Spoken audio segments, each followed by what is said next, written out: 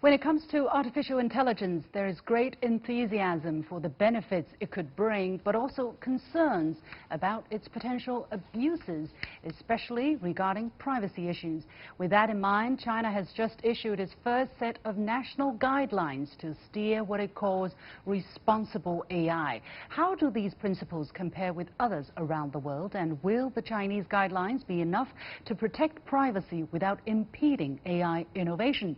Joining the discussion here in the studio, Professor Zeng Yi of the Institute of Automation at the Chinese Academy of Sciences, who is one of the 8 experts on a national committee involved in drafting these principles, and Einar Tangen, an independent current affairs commentator. Gentlemen, welcome to The Point. So the official title of this document is called Governance Principles for the New Generation AI, Developing Responsible AI. It's issued by the National Governance Committee for the New Generation Artificial Intelligence. And the document, I just want to read the opening part, it opens by saying, the global development of AI has reached a new stage with features such as cross-disciplinary integration, human-machine coordination, open and collective intelligence, and etc., which are profoundly changing our daily lives and the future of humanity. Professor Zeng, is that why China came up with the principles now? Well, yes, exactly. I think artificial intelligence serves as a disruptive technology that really changed the world, and we actually need to actually keep it in the right way to go. So we need to have the right vision to develop it. So this is why we're having this. Yeah. Well, the National Governance Committee for the New Generation Artificial Intelligence is actually a very new body, right? It was established this year, only in March. Yeah. There are 8 members, as I said, you're one of them. What is this committee for our audience around the world who probably doesn't understand the structure of the Chinese government so well? Right. I think actually for the China Next Generation AI initiative, it's mainly supported by the Ministry of Science and Technology, with many participants from other departments in China to keep the new AI going to the right direction. So basically, we have an expert group which dealing with more technical part of the advancement on AI in China. But for the National Governance Committee of AI is actually keeping the AI going to the right direction to keep it for human good and society good. So this is why I think as a technology itself, it's profoundly impacted society. So basically, in the very old days when we're developing AI, what we do is basically just advancing the technology, ignoring its social impact. Yeah. So the national government's governance committee is exactly for that. So these principles will serve as a basis for future regulation, policies, and possibly laws. Is that what it is? I think not only regulations and laws, but the vision, the right vision to develop AI, which is much more important. All right. Then let's take a closer look at these principles. For instance, they include 8 tenets, namely harmony and human friendliness, fairness and justice, inclusion and sharing, respect for privacy, safety and controllability, shared responsibility, open and collaboration, and agile governance. Again, Professor Zeng, talk to us about why these 8 areas. I think basically what we need to express at the first place is the international consensus. So like when you're developing AI, you do care a lot about the human rights and privacy, and also the controllability problem and safety. Because when you're developing a technology that may have positive but also negative impact to the society, it has to be under certain control, which is really important. And also for the safety part, actually no one knows the future of AI. So there might be some risky tryings underlying that. Yeah. So we have to keep it safe. So at the starting point of AI governance and regulation, AI safety has been a really big issue and international concern. Yeah. So this is why we're having something like that. Okay. And also the privacy part. Sure. Yeah. We'll talk about that in just a moment. Einar, how special are these guidelines, especially coming out of China, for you? Well, for me, I'm always interested. But I mean, what you have is the three centers of AI are Europe, America, and China. And each one is taking a different approach. The Europeans put out their draft in 2018, December 2018. They've gotten comments back. It's a slightly different approach from China. The U.S. is more spread around. Yeah. It's depending on the East Coast, West Coast. Different universities and specialists are coming together. But there hasn't been any kind of national program. Trump has not led the way, not surprisingly, on the science part of this aspect. So really what it comes down to is what standards. And you have to start thinking about these things, because right now it sounds, oh, it's so technical, what does all of this mean, and things like that. But this is going to be about communication. What you do, how you're perceived. I mean, how many kids spend how much time on the internet? Their existence, literally, in the electronic world is probably just as great or greater than their time in the physical world. Yeah. I mean, in terms of interacting with people. Definitely more. So how that is put together is very important. There has to be a sense of what are my rights, what are the responsibilities. Now, China embarked on this in 2017. She came forward with a speech and said, look, AI is a priority. It's going to be something that we're dealing with. Now it comes that the government is, the big hand of government is going forward and saying, look, we need to have guidance in this area. But it's not only for China. I think China will be trying to say, look, this is an alternative approach and perhaps one that should be woven into a global approach. And that'll be coming up at G20. Yeah, Professor Zeng, what's your comment to what Einar had just said? Is that pretty much what the experts, what the committee had in mind as well? I think so. Well, actually, starting when we are considering about the AI ethics for the new generation AI, we should definitely learn a lot from the international development elsewhere, like the tryings in the States. Like the Asiloma AI principles is basically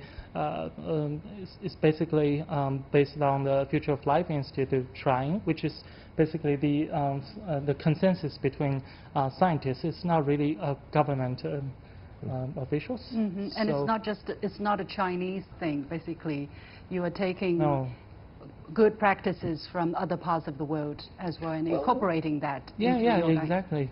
Well, yeah, but there is a cultural element. Right. I mean, when you start talking about Confucianism and the structure of society and governments and things like that, and the responsibility of government, then, of course, that starts figuring in.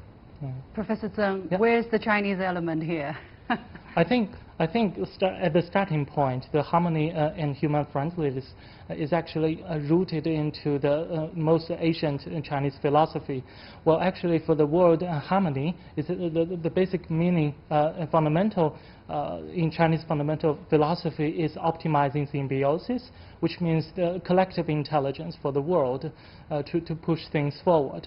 So it's not the superficial explanation for now that has been used. It's basically with very thoughtful traditional Chinese philosophy, and also for friendliness. Well, there are many considerations about human-centered, but our approach is more human-friendly, which means that when you're developing technologies, it has to be friendly to human, but it cannot be really that human-centered, I would say. Yeah. It goes a little bit deep. But I think aside from Chinese traditional philosophy, it also addresses some of the issues that Western societies are very concerned about. Yeah. For instance, privacy.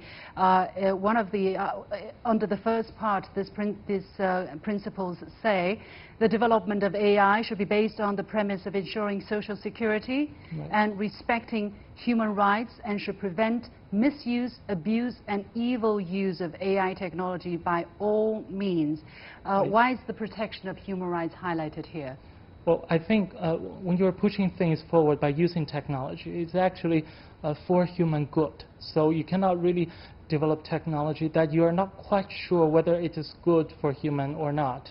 So basically, when the AI models that is not really unstable, that actually have the negative part for the human society, when you're not really aware of the negative side effect, and you start using it in a very at a scale, so that means you will create many problems for the society, and also that is also true for the abuse and evil use, like deepfake trying. Yeah. Well, and also Google and Facebook. I mean, they're coming under increased scrutiny as we speak from both Europe and the United States because of the amount of power that they wield and the way that they're using personal information. Another very interesting paragraph exactly about personal information which were included in the principles goes like this: AI development should respect and protect the privacy of individuals and fully protect an individual's rights to know and to choose. Boundaries and rules should be established for the collection, storage, processing and use of personal information. Personal privacy authorization and revocation mechanisms should be established and updated. Well, in China, about China, a lot of criticism has been raised, especially in international media, about Chinese people's privacy is not protected, that it's a surveillance society, especially in some parts of the country or against a certain group of the population.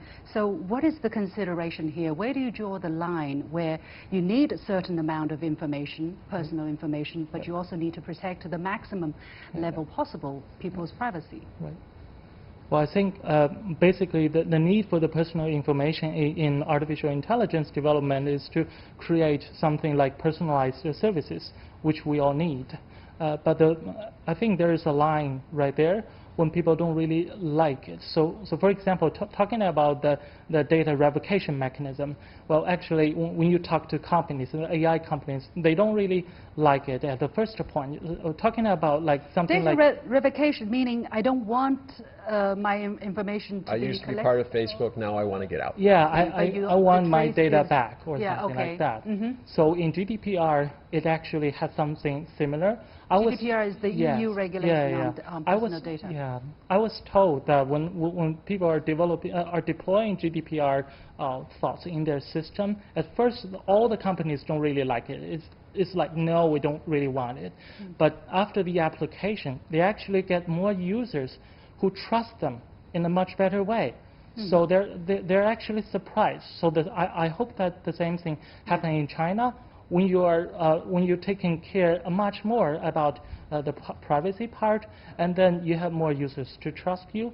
I think not only for the industry, but also for other part of the society. Okay, Einar, do you think there is enough reassurance in the Chinese, sometimes tacit reassurance, that our privacy will be used properly? Okay, let's separate the actors between state and non-state actors. And obviously, the government has interest in security. They need to do this. The first duty of a government is to provide a secure place. And that's not only physically, but also on the internet. So they will, as in the United States, as in Europe, they do have access to most of the information, whether they directly or indirectly. Snowden confirmed that. Non-state actors, though, when you start talking about Google, Facebook, even the Chinese ones, Alibaba, Tencent, things like that, they need to be regulated. All right, the people have to have a choice about whether they want to participate or not, how their information is used. All right, we have to leave it there. Fascinating topic, but next time. Professor Zeng Yi of the Chinese Academy of Sciences and Einar Tangen, an independent current affairs commentator.